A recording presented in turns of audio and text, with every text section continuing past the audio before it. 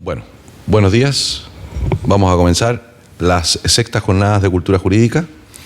Las jornadas de cultura jurídica comenzaron ya hace 6 años, como bien aparece aquí en el cartel, las sextas jornadas de cultura jurídica, en un intento de abordar temas centrales del derecho que no suelen ser abordados, que no suelen ser tratados porque son muy generales.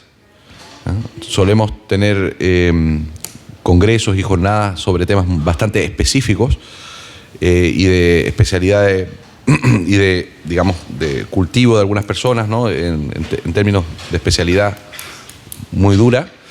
Y en cambio nosotros quisimos plantear, así como la idea del máster era abordar las problemáticas del derecho desde una perspectiva más general, no perder esa visión general, también la idea de las jornadas de cultura jurídica parte o tiene esa misma base, ¿no? La idea ha sido analizar instituciones como la familia, la herencia, el juez, el dolor, temas centrales del derecho, como digo, que normalmente son olvidados precisamente por su carácter general, ¿no? Este año el tema ha surgido a propósito de la investigación de varios de los miembros del grupo de investigación que organiza, que está detrás de la organización del máster en cultura jurídica, y es Minorías, Sufrimiento y Derecho, ¿no? Es decir, a partir de la experiencia de ciertas minorías y del estudio de ciertas minorías, intentar conocer en qué medida esas minorías sufren, experimentan sufrimiento por causa del derecho, ¿no? Por causa del derecho, a veces sin que el derecho lo vea, a veces sin que el derecho y los operadores jurídicos lo perciban.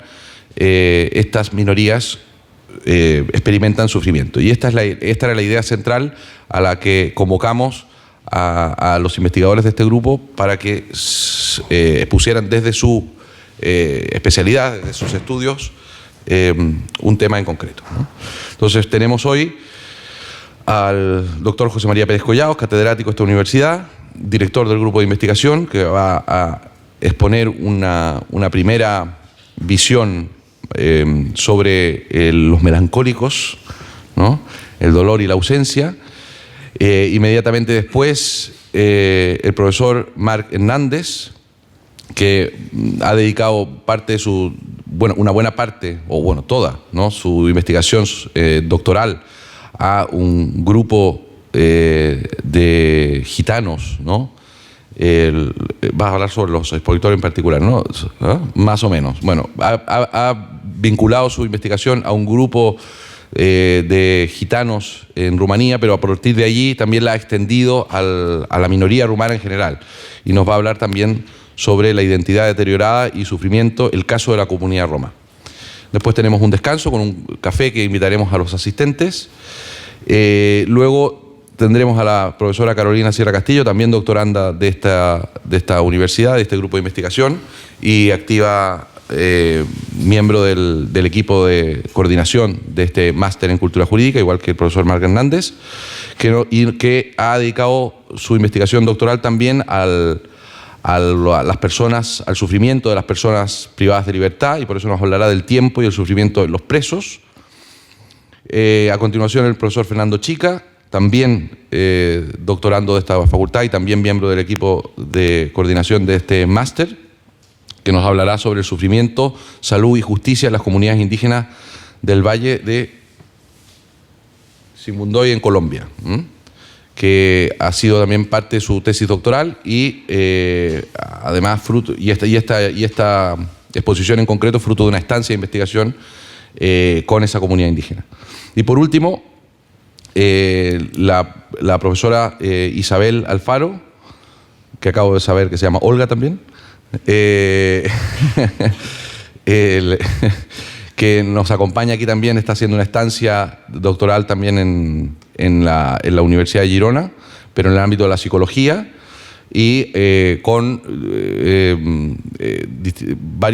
varias, ¿no?, incursiones en el ámbito del que nos va a hablar hoy, ¿no?, en los enfermos, ¿no?, en fase terminal y muerte en niños con enfermedades raras, reflexiones sobre el acompañamiento tanatológico, ¿no? Son temas muy interesantes todos. Y bueno, nada, les invito a seguir estas conferencias. La idea es que las conferencias se reduzcan a unos 20 minutos, se remitan a unos 20 minutos y luego podamos tener unos 10 minutos de discusión y preguntas en cada una, ¿no?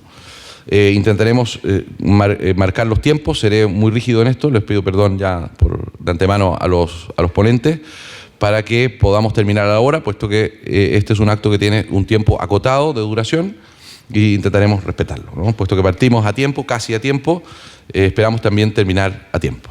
Bien, entonces comenzamos sin más con la conferencia inaugural de esta jornada del profesor Pérez Collados, Melancólicos, Dolor y Ausencia.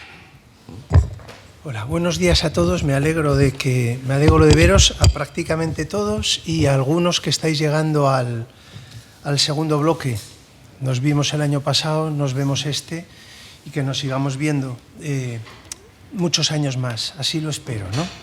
El año pasado no recuerdo bien de lo que hablamos, pero recuerdo seminarios muy interesantes en este contexto, ¿no? Seminarios dedicados, recuerdo uno dedicado a la idea de prójimo, que para mí fue muy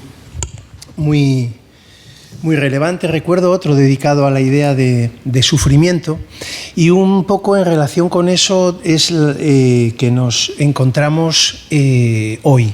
El sufrimiento ha sido en una preocupación y una vivencia en mí, y creo que una preocupación y una vivencia en el grupo de investigadores a los que vais a escuchar hoy. Un grupo de investigadores bastante integrado por una relación que no lo es solo científica, sino que también lo es personal, y además por todo lo que he oído de Isabel. ¿Quién es Isabel? ¿Eres tú? Por todo lo que he oído de Isabel, no va a desentonar la última ponencia precisamente, ¿no? Lo que nos trae aquí, a mí me traía aquí a hablaros yo quería en un principio, cuando Carolina y Manuel empezaron a armar definitivamente esta reunión, yo dije, bueno, yo puedo hacer una historia de la melancolía, ¿no? Una historia de la melancolía, una historia cultural de la melancolía que tuviera que ver también con la ausencia, ¿no? De alguna manera el sufrimiento es escapista, ya veremos por qué. Y no lo voy a hacer del todo, un poquitín solo, pero no lo voy a hacer del todo porque creo que es más útil que haga una presentación del ámbito metodológico en el que buena parte de las intervenciones que aquí vais a escuchar se mueven. La intervención de Marc, la intervención de Fernando y la intervención de Carolina se mueven en un contexto, una manera de entender la investigación que tiene que ver con lo que yo quiero presentar aquí. Y ello está enormemente vinculado a una idea de minoría y a una idea de sufrimiento. Cuando hablamos de minoría, que es uno de los términos que modulan este encuentro,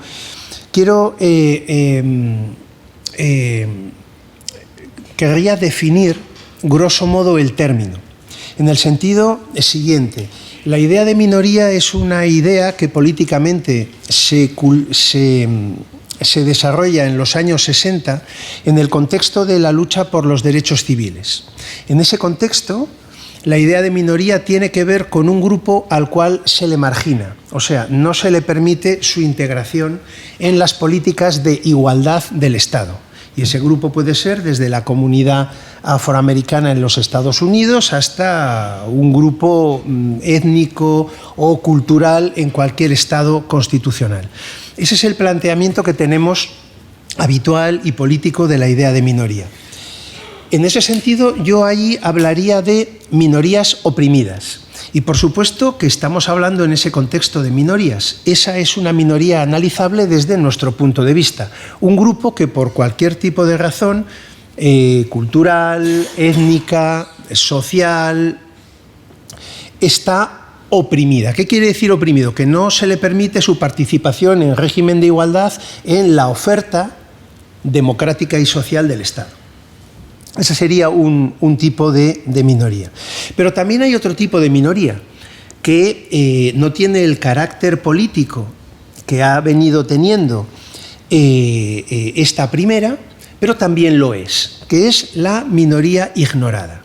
Estamos hablando de grupos que se reconocen por parte del Estado como minorías políticas y el Estado trabaja por su integración. Queremos que os integréis en régimen de igualdad en el ámbito del Estado social y democrático. Queremos que seáis igual que los demás. Pero este grupo, por cualquier circunstancia, no quiere. Yo no quiero ser como tú, yo no quiero ser igual, yo quiero ser diferente, yo quiero hacer las cosas de otra manera, yo no quiero participar. Al Estado le cuesta mucho, le ha venido costando mucho hasta finales de los años 80, hasta los años 90 prácticamente, aceptar esta circunstancia, la de grupos que no querían integrarse en el programa del Estado social y democrático de derecho. Básicamente porque se consideraba que el Estado social y democrático de derecho era una conquista y hay cierta idea evolucionista en el asunto, tiene que ver con el progreso y con la prosperidad. Tú no puedes no querer integrarte en el Estado social y democrático de derecho. Esto sería absurdo. Y en todo caso, si tú no quieres, lo que no puedes es poner a tus hijos culturalmente en una posición en la que reproduzcan o repliquen tu planteamiento.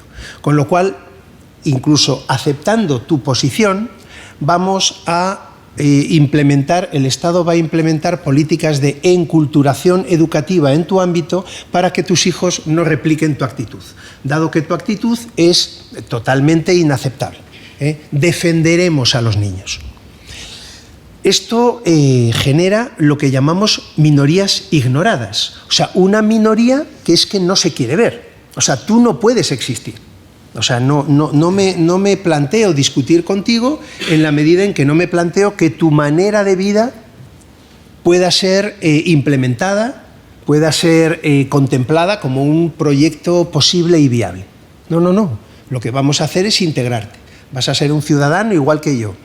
No vas a ser menos que yo, tampoco vas a ser más. Vas a ser igual que yo. Yo te doy todo lo que puedo darte. Y eso genera un tipo de minorías que nosotros queremos llamar minorías ignoradas. ¿Por qué? Porque no se ven. Porque su programa, su proyecto, su planteamiento, lo que quieren ser, no está en ninguna parte, no se promociona, no se visualiza. Y luego, como tercer concepto, que nosotros entenderíamos que también, miro el reloj porque quiero ser enormemente, he empezado ahí 20 y acabaré a menos 20, como tercer concepto de este ámbito triangular de minorías, nos encontramos con las minorías generadas. El Estado genera minorías, la política estatal genera minorías, da lugar a situaciones que propician la aparición de minorías. ¿Por qué? Porque la sociedad cambia a un ritmo muy distinto al que se produce en las estructuras jurídicas y políticas. Al Estado le cuesta ver fenómenos nuevos. El Estado es una maquinaria, ahí no habrá mucho debate, lenta. El derecho es una maquinaria lenta, ¿no?, que propicia los cambios con unos procesos que normalmente van siempre detrás de los cambios sociales. Y hay que deslindar esas propuestas sociales, esos cambios sociales. El derecho tiene siempre que discriminar los que asume, propicia y promociona y los que decide no ver. Y en todo caso siempre hay los que decide ignorar o incluso proscribir. Y en todo caso siempre hay un tiempo de demora. Y en ese tiempo de demora se generan minorías que lo son ignoradas. Igual de ignoradas que las anteriores, pero con una característica, que ni siquiera son proscritas, porque se trata de fenómenos sociales nuevos, de colectivos nuevos, de fenómenos sociales para los cuales el Estado no tiene una respuesta porque nunca se produjeron, ¿no? Porque nunca se produjeron. Aquí lo interesante sería poner ejemplos, lógicamente, y trabajar, ¿no? Pero, por ejemplo, en cuanto a las minorías generadas, yo creo que una minoría generada clara es ciertos estratos de la juventud vinculados a ciertos estratos de clases sociales. O sea, ciertas clases sociales, cuando a eso le suman el tener entre 20 y 27 años, eso ha generado una minoría que no va a tener trabajo, que no va a tener ningún acceso a vivienda, que no va a tener ninguna posibilidad de integrarse en las políticas del Estado. Y eso genera planteamientos políticos que tampoco, por parte de estos grupos, que tampoco encajan en lo que son los procesos democráticos aceptados por el Estado, lo cual está generando en muchos puntos del mundo occidental conflictos y violencia. Entonces, ¿cómo analizamos eso? ¿Qué supone hoy en día ser joven? La juventud vinculada a ciertas clases sociales, ¿son una minoría generada, sí o no? Tendríamos que ver esto. Y en este contexto, el sufrimiento. La manera en la que nosotros propondríamos, quiero pensar que el grupo de trabajo, nuestro grupo de trabajo no es un grupo de trabajo autoritario, quiero decir que cada profesor tiene y sigue su propio camino. Hay unos cauces de vinculación que tienen más que ver con la amistad y con la circunstancia de trabajar en equipo, pero lo que yo digo obviamente no tiene por qué ser seguido, ni de hecho lo es estrictamente por los profesores que después de mí vienen y van a intervenir presentando temas ya específicos. El sufrimiento, ¿cómo se vincula esto al sufrimiento? Evidentemente que la circunstancia de ser una minoría genera sufrimiento. ¿Y genera sufrimiento por qué? Porque el Estado, como materialización del derecho, cumple una función. Aquí nos confesamos evidentemente funcionalistas. O sea, yo soy funcionalista actual, pero soy funcionalista. La cultura cumple una función en relación con la naturaleza y esa función es la de satisfacer las necesidades naturales. Así, grosso modo, en la definición más básica. En ese sentido, el Estado es parte de la cultura. En ese sentido, el Estado obedece a esa característica y cumple de manera protagónica esa función. Esperamos del Estado que satisfaga nuestras necesidades. Y en la medida en que no las satisface, ¿qué genera? Genera sufrimiento. Genera sufrimiento.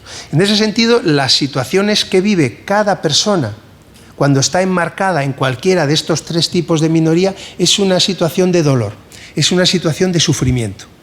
¿Y a quién reclaman? Pues reclaman al Estado. ¿Por qué? Porque en el mundo occidental en el cual ahora nos encontramos, el Estado se presenta como la solución. El Estado se presenta como la solución, además, subsidiaria en cualquier entorno social. Lo que el entorno social no pueda satisfacer, lo debería satisfacer el Estado. Para eso está el Estado. Si tú no te puedes comprar una casa, pues tú no puedes estar tirado en la calle. El Estado te debería poner algo para vivir. Si tú no puedes encontrar trabajo, hombre, tú no te puedes morir de hambre. El Estado te debería dar una cantidad económica. Si tú no. Claro, si tú eres parte de una minoría, ese no va a ser cotidiano. ¿Por qué? Porque vas a estar desintegrado. Por cualquiera de las tres formas que he indicado, pero vas a estar desintegrado. El Estado no va a contar contigo, no te va a ayudar. En muchas ocasiones es que no te va a ver, y como no te va a ver, no va a poder entrar en contacto contigo y no te va a poder ayudar, porque no existes, ¿no? ¿Y esto qué genera? Esto genera sufrimiento. Y en ese sentido sería muy importante que trabajáramos sobre la idea de sufrimiento, ¿no? Porque al parecer el Estado, grosso modo, este no es un concepto técnico, jurídico que se pueda aquilatar, pero el Estado, estaríamos de acuerdo en que, grosso modo, hombre, trabaja para que haya menos sufrimiento, ¿no? ¿Para qué sirve el Estado? Pues para que la gente pueda satisfacer sus necesidades, tener una vivienda, tener un trabajo, poder comer, poder dar una educación a sus hijos, si está enferma una persona, pues que tenga una atención sanitaria. O sea, en principio parece que el Estado estaría pues para que la gente lo pasáramos menos mal, ¿no? Para que la gente, pues, en cierto grado al menos, pues no sintiéramos dolor. Deberíamos entonces reflexionar un poco en relación con lo que supone el sufrimiento y en relación con lo que puede suponer ser una persona dentro de un conjunto dentro de una minoría. Grosso modo, Como ya nos hemos reconocido, yo me he reconocido como funcionalista, para mí es muy importante la tradición, el vínculo antropológico entre naturaleza y cultura. De esto los estudiantes que hemos estado reunidos este mes que casi llevamos juntos, de nuestro máster en cultura jurídica, pues ya ¿no? Hemos hablado mucho de esto, ¿no? ¿Qué supone la naturaleza? ¿Qué supone la cultura? Y el vínculo entre la naturaleza y la cultura. De alguna manera, no lo puedo desarrollar, pero también hemos hablado mucho sobre la característica bipolar del lenguaje y, por lo tanto, del pensamiento. Esto también hemos hablado mucho sobre esto. En ese sentido, nosotros oponemos, lo hemos hecho así en nuestras clases, naturaleza a cultura. El antónimo de naturaleza es cultura, el antónimo de cultura es naturaleza. Y hemos construido un concepto bipolar sobre esa oposición. Esa oposición, en mi opinión, sobre esto no hemos hablado en clase, hablamos aquí, en mi opinión, como cuando en clase hacíamos, ¿recordáis?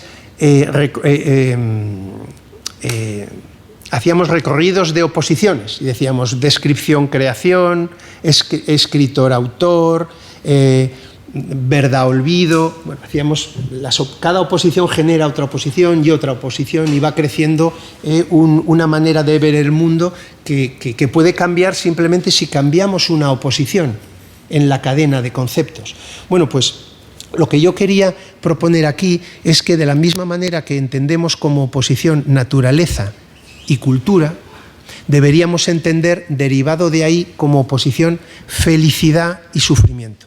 La felicidad reside en el ámbito de la naturaleza y el sufrimiento reside en el ámbito de la cultura. Tenemos precedentes, pero a mí no me satisfacen del todo. Tendríamos como precedente el clásico de Freud, el malestar en la cultura, ¿no? Tendríamos como precedente eso. Y en cualquier caso, cualquier funcionalista debería aceptar que la cultura reprime en cierto grado la naturaleza, en tanto en cuanto la ordena, para satisfacerla, pero la ordena. Yo tengo una necesidad de comer y mi cultura ordena esa necesidad, pero de alguna manera la canaliza y le pone horarios y le pone manera de condimentar los alimentos y me dice lo que tengo que comer y lo que no tengo que comer. De alguna manera me reprime y de alguna manera me causa sufrimiento y me causa también felicidad porque me permite comer, pero me causa también sufrimiento. El caso es que esa sería la dicotomía: felicidad, sufrimiento. En la medida en que las minorías están desintegradas por el Estado, las minorías tienen más carencias, las minorías obtienen menos esas necesidades, las minorías sufren más, las minorías viven más en el ámbito del sufrimiento. El problema es que el Estado pretende ofrecerles una felicidad que en ocasiones no desean. En el caso de las minorías ignoradas, una felicidad que no desean. En el caso de las minorías generadas, ni siquiera les ofrece felicidad, porque estamos en el ámbito en el cual el Estado todavía no ve grupos que padecen y sufren. Y por lo tanto esos grupos, como están desintegrados del Estado, pues se van a la calle. Cuando el Estado no te ofrece nada, cuando no te ofrece ninguna respuesta, cuando no te ve, ¿no? El viejo anarcosindicalismo, ¿no? En las democracias censitarias europeas. ¿Por qué genera violencia? Hombre, si es que no pueden ni votar. O sea, el Estado no los acepta. Con lo cual, bueno, pues se van a la calle y ponen bombas en los cines, ¿no? Hay también una explicación, no digo una justificación, pero hay una explicación, ¿no? Entonces, es muy importante que trabajemos el ámbito del sufrimiento, que entendamos qué supone el sufrimiento, qué significa, cuál es el padecimiento. Por eso, en un primer momento, planteé, me quedan 2 minutos, ¿tengo más tiempo? Se lo agradezco al profesor Viali, me tomaré 2 o 3 minutillos más. En ese punto me ha parecido muy interesante profundizar en la idea de sufrimiento. ¿Qué significa sufrir? ¿Qué nos aporta sufrir? ¿Sirve para algo? ¿Sirve para algo sufrir? Lógicamente, en unas sociedades de Estado superdesarrollado, en las que el Estado garantiza la felicidad, se presenta así el Estado: yo te lo voy a dar todo, yo lo voy a arreglar todo, tienes que confiar en mí, yo lo arreglaré, dame tiempo, no te excedas, pero yo lo arreglaré, tú cumple con tus obligaciones como ciudadano, tú vota, tú participa y confía en mí, yo lo arreglaré. Y si no lo arreglo es porque no puedo, porque no me llega el dinero, pero aún así lo voy a intentar. Y además, no te quejes, porque todo es profundamente democrático. No me puedes pedir más de lo que hago, porque todo, oye, lo que yo hago, lo que los ciudadanos me piden que haga. O sea, no hay, pensad en la situación de las minorías ignoradas y las minorías generadas. Es que a mí solo me queda el campo de sufrir. ¿Y qué significa sufrir? ¿Y qué significa sufrir? Por eso es importante que nos planteemos eso. ¿Qué significa sufrir? Sufrir significa vivir al margen, pero vivir al margen de la naturaleza, porque significa no tener. Significa, en ese sentido, renunciar. Sufres porque no tienes eso que necesitas. Y hay que tener cuidado cuando siempre ponemos como ejemplo de las necesidades básicas los malos ejemplos de comer, beber, reproducirse. Es que también necesitamos seguridad. Y eso es una necesidad básica. Ya hasta Malinowski, que Malinowski se le escapan pocas cosas. Malinowski habla de eso. Y eso supone miedo. Cuando no tienes seguridad, tienes miedo. Cuando no tienes seguridad en si voy a comer, en si me podré abrigar, en si podré... se generan formas de sufrimiento que tendríamos que analizar. ¿Qué genera eso? ¿Cómo evoluciona? Y sobre todo, y aquí viene nuestra pregunta, ¿y cómo podemos saberlo? ¿Cómo podemos saberlo? Entraríamos aquí en el ámbito de la etnografía, ¿no? Entonces, la única manera de acceder a las minorías es etnográficamente, es yendo allí, y por eso Marc o Fernando, Marc va a convivir con la comunidad rom, Fernando va a la comunidad indígena que trabaja, o Carolina va a las cárceles a tratar con los presos, porque es necesario, si tú trabajas en relación con una minoría, entrar en contacto con ella, intentar ver el rostro del otro, ¿no? Y aquí entraríamos también en lo que supone trabajar con minorías. ¿Supone trabajar con un grupo? No, supone trabajar con cada una de las personas que integran el grupo, pero eso sí que no lo podríamos desarrollar, porque lo que realmente queremos ver es el rostro de cada una de las personas que sufren. Y para eso hay que acercarse. Y tenemos dos maneras de acercarnos. La manera etnográfica tradicional, que es la estancia de campo, que es la convivencia, y eso tiene toda una serie de problemas, dificultades, en las que no entraré, y nuestra propuesta más particular, que es la etnografía literaria. Nosotros tenemos un programita, publicamos aquí un librito hace un año justo, que se tituló Fronteras permeables, ciencias sociales y literatura. Y en ese librito había una propuesta inicial, y en esa propuesta inicial se proponía que las ciencias sociales tenían que adquirir técnicas de la literatura, y la literatura, la novela en concreto, tenía que adquirir técnicas de las ciencias sociales. ¿En qué sentido? En el sentido de podernos acercar etnográficamente a las vivencias que queremos conocer. Porque si somos juristas y lo que queremos es hacer propuestas para mejorar el derecho, para mejorar el Estado y para generar mayores ámbitos de felicidad, lógicamente nuestro carácter como científicos sociales tendría que enriquecerse. Y enriquecerse del potencial de observación que nos da la literatura.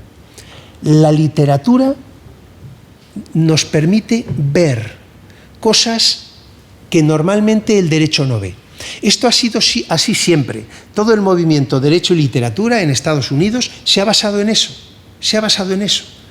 Ámbitos que el derecho no veía, ámbitos que el derecho ignoraba, estaban en ciertas novelas.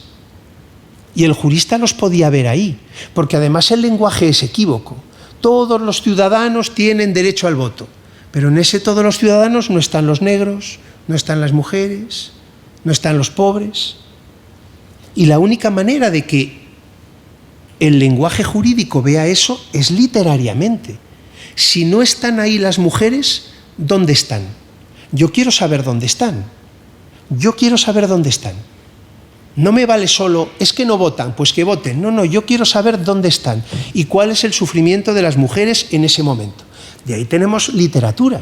Y si queremos saberlo, en esa época de principios del siglo XX, pues leemos a Clarín, leemos a Flaubert o leemos a Tolstoy.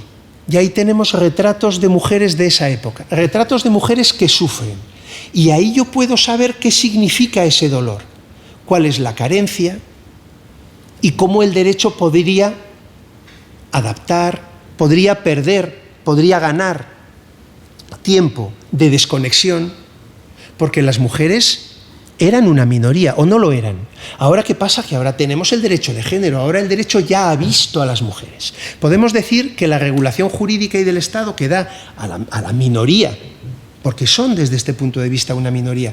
Recordad que las minorías no es un concepto cuantitativo, sino cualitativo, ¿eh? Eso es muy importante. La minoría puede ser la mayoría de la población. Es un concepto cualitativo desde nuestro planteamiento. Entonces, el derecho de género ya existe, el derecho ya las ha visto. El Estado ya ha visto a las mujeres. ¿Qué pasa? ¿Que nos parece insuficiente la regulación? Bueno, pero ya el trabajo ya no es un trabajo meramente de descubrimiento.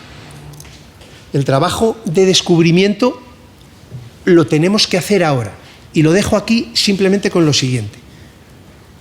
Descubrir significa descubrir, y esto es Foucaultiano, ámbitos de locura. Decir que las mujeres están marginadas ahora es una cosa que todo el mundo dice y que está aceptada y que a todo el mundo le parece bien. ¿Por qué? Porque el derecho de género ya es parte del ordenamiento jurídico y porque el Estado ya lo ha visto.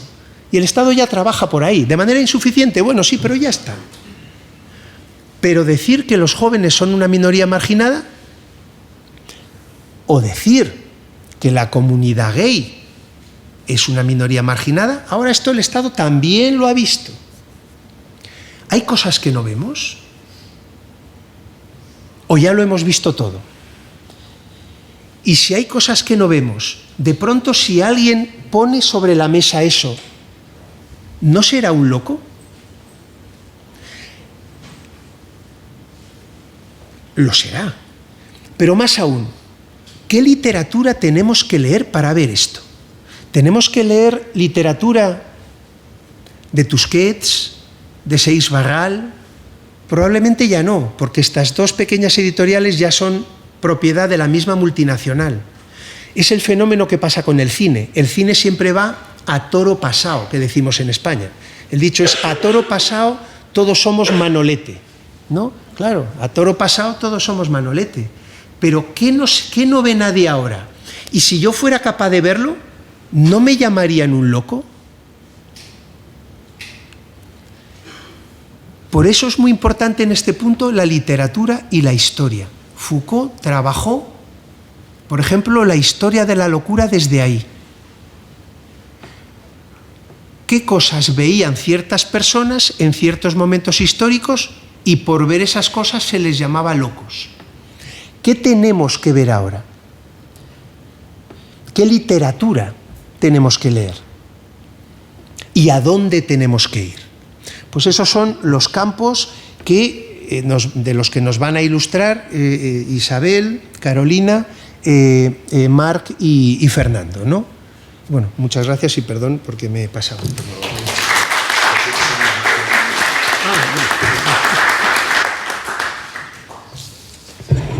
Ahora vamos a abrir el turno de preguntas, sí, adelante. Sí.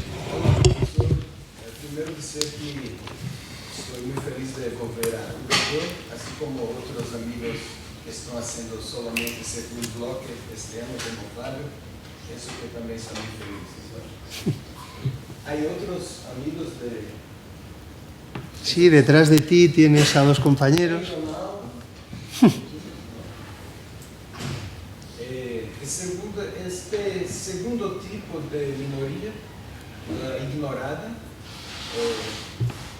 pelo que entendí, no desea participar del programa social democrático. Es como si desejase entonces tener sufrimiento de cierta forma. No, el ejemplo clásico serían, hay dos ejemplos. Marc te va a poner un ejemplo, es una comunidad gitana, o Fernando te podría poner un ejemplo, es una comunidad indígena. Claro, cuando tú tienes una tradición cultural que es preconstitucional y aconstitucional. Claro, entonces la situación en América Latina se ha canalizado mucho a través del convenio 169 de la OIT, ¿no? Ahí se permite un ámbito de autonomía que puede propiciar, ¿no?, el ser parte del Estado, pero al margen del Estado, ¿no? Y ahora los problemas que tenemos en ese campo serían los de los límites, ¿no? Los de los límites. Hay lo que sí que tenemos que tener en cuenta es que en relación con las minorías ignoradas, la solución no puede ser nunca estatal. Por ejemplo, un mal indigenismo hablaba de tenemos que reconocer a las comunidades indígenas el derecho a la independencia para que formen un Estado propio. Bueno, esto sería una cosa como absurda, ¿no? Si estamos hablando de culturas preconstitucionales y aconstitucionales, esas culturas no persiguen el adquirir formas claramente constitucionales. La palabra sería en ese punto autonomía. La palabra sería autonomía. Luego hablamos de los límites. ¿Qué límite tiene esa autonomía? Se habla, bueno, los derechos fundamentales, porque no son límites solo de esa comunidad, también lo son del Estado. O sea, no son un límite que el Estado le pone a esa minoría, sino es un límite que el Estado se pone a sí mismo. Lo que pasa es que luego entra el problema de cómo se aplican los derechos fundamentales a esa minoría, de la misma manera que se aplican al Estado. Nosotros defendemos la jurisprudencia de Carlos Gaviria, la jurisprudencia colombiana de Carlos Gaviria, en la medida de que lo importante es la interpretación, ¿no? Y cada derecho fundamental se debe interpretar desde la cultura en la que se aplica. Y la interpretación cultural da lugar a resoluciones distintas. Lo que podría constituir una resolución inconstitucional en un ámbito, pues no lo es en otro, ¿no? Esto tiene sus problemas de aplicación y jurisdiccional.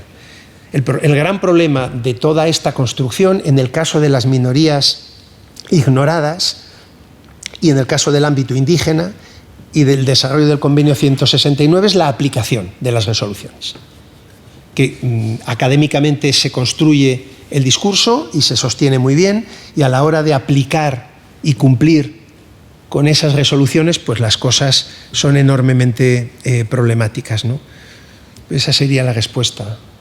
Los indígenas, por ejemplo, de Amazonia, que no son integrados a la comunidad, sería un ejemplo de minoría que no hay sufrimiento. Bueno, sufrimiento hay siempre. Es imposible porque el vínculo... sufrimiento hay siempre en cualquier comunidad. Porque el hecho de que tú tengas que elaborar tus necesidades y además hacerlo de una manera particular te va a generar siempre sufrimiento. ¿Sufrimiento por ser minoría? No. O sea, el sufrimiento tiene que ver con la construcción de la personalidad. O sea, tú y yo somos personas, ¿no? Y la personalidad se construye culturalmente. Y la cultura es un proceso de elaboración de las necesidades que tienes como animal, dicho grosso modo, ¿no? Entonces tú siempre vas a sufrir, yo siempre voy a sufrir.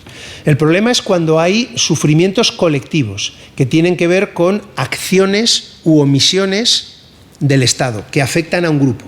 Y entonces ahí se genera un sufrimiento colectivo, ¿no? Y ese sufrimiento colectivo que nos pone en común a un grupo, que nos identificamos por la causa que sea, sí podría, a ese sufrimiento colectivo sí se le podría poner remedio.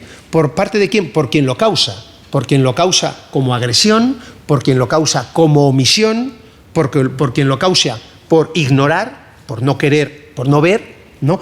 A ese sufrimiento colectivo, ojo, que será vivido de manera distinta por cada persona dentro de la minoría. Porque eso ya es... Pero eso ya sería otro mundo, ¿no?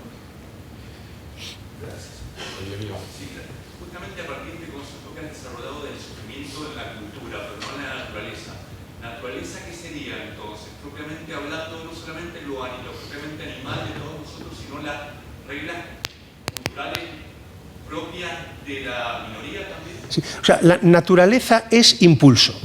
Hay que tener cuidado con esto. Ya Harris, que es en eso muy sensible, él ya decía, cultura encontramos en cualquier forma, en cualquier grupo de mamíferos. Es que cultura en un grado, o sea, en un grado lógicamente menos desarrollado. Pero los mamíferos sufren, porque tienen formas poco elaboradas, pero formas de cultura, ¿no? ¿Dónde encontramos formas puras de naturaleza? Claro, aquí nos encontramos, pues donde las hubiera, ahí habría felicidad, en la medida en que el impulso pudiera ser desarrollado. En teoría, la naturaleza, lo que pasa es que aquí nos encontramos con esto que Aristóteles tanto criticaba, se pone, estamos definiendo cosas que no existen. Cuando dice, defíneme forma y defíneme materia, ¿no? Concepto de sustancia, materia y forma.